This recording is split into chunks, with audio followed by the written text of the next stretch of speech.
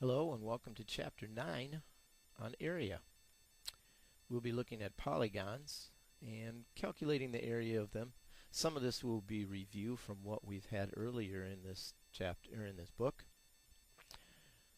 When you're looking down here at the introduction, which is in your book, you can notice right here, you'll see how these formulas can be derived as part of our deductive system.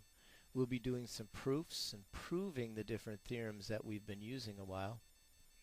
You'll notice something else here.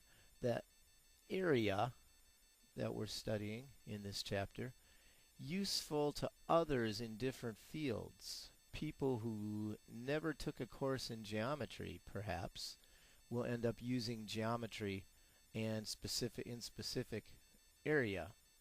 So, as you've maybe heard me say once or twice before, geometry is everywhere.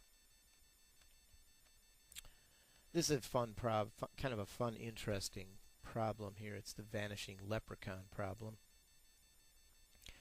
You'll notice that there are three rectangular areas there that house some leprechauns. And if you count those leprechauns, you'll notice that there are 15 of them.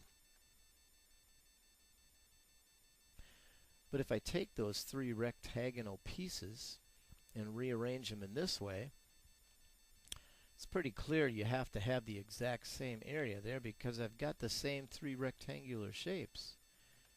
But when you count the leprechauns, it appears as if one of them has disappeared. Now this is going to bother you. It bothered me. And if you study it for a little while, you could probably pause right now if you wanted to and study it. Maybe you can figure out where the leprechaun went to.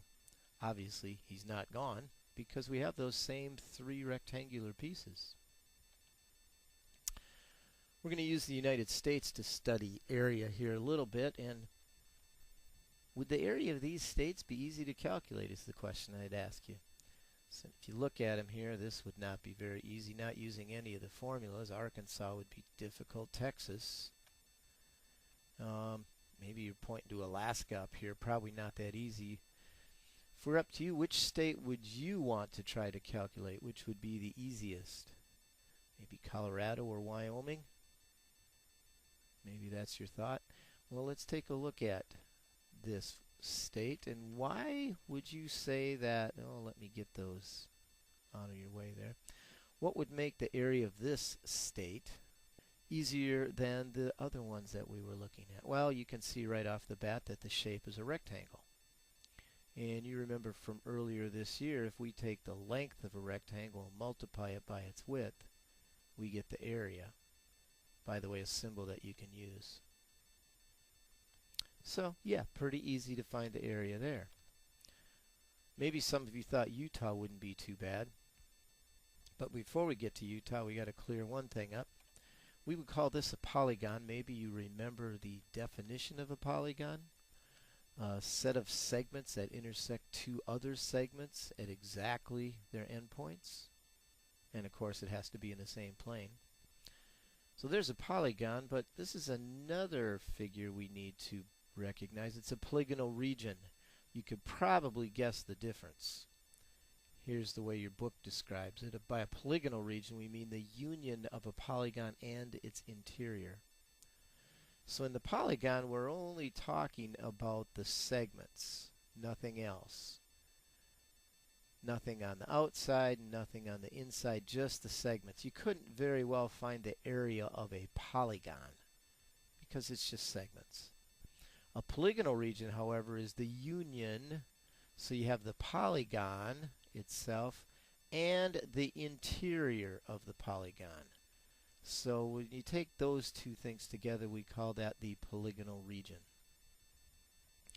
Now you will notice as we go on in this chapter and the rest of this book, you'll oftentimes see a request to find the area of a polygon. Realize you can't find the area of a polygon. We usually mean the area of a polygonal region. So keep that in mind. So how would you have found the area of this polygonal region? Probably you all figured out that if we were to draw a line segment right there, we've created two polygonal regions. So we could take the length times the width of this one and the length times the width of this one, add them together, and we would have the area of the state of Utah. Well, what we're actually doing there is we're applying something that we call the area postulate. We've had other postulates before: ruler postulate, protractor postulate. Now we've got the area postulate, and it consists of a couple of parts. It's a little long like the previous postulates we had. Begins this way. Every polygonal region has a positive number called its area. Well, that's pretty easy. Simply saying that if you have a polygonal region like parallelogram ABCD right here, there is a number. It has a number that would describe its area. So not a hard thought there. Area postulate part 1 goes on. Congruent triangles have equal areas. Well, stop and think about that just for a minute.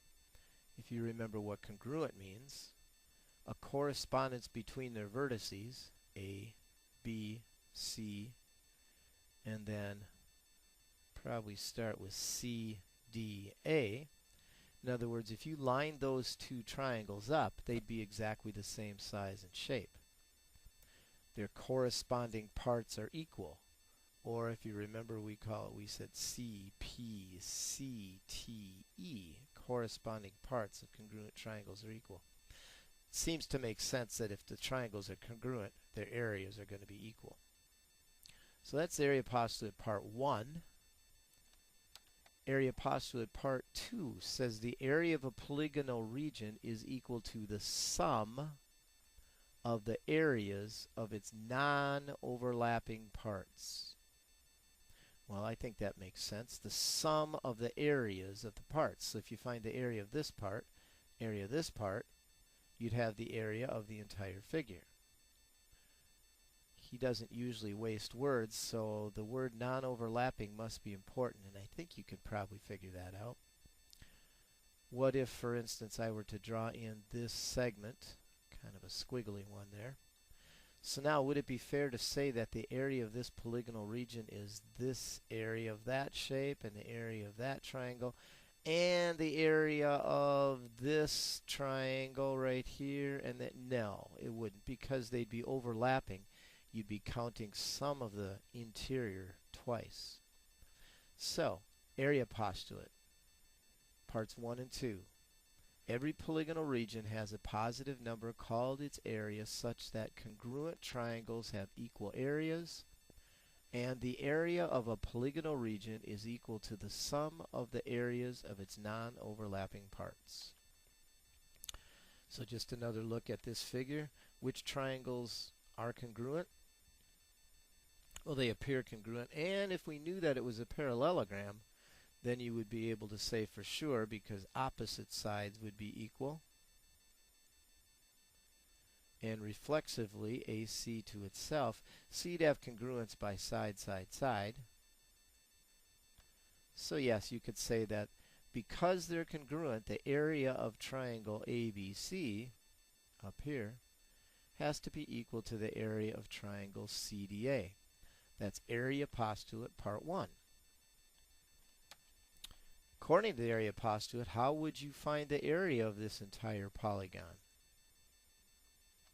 Well, I guess it makes sense. You'd find the area of one of the triangles and add it to the area of the other triangle. So the area of the entire polygon is equal to the areas, the sum of the areas of the non-overlapping parts.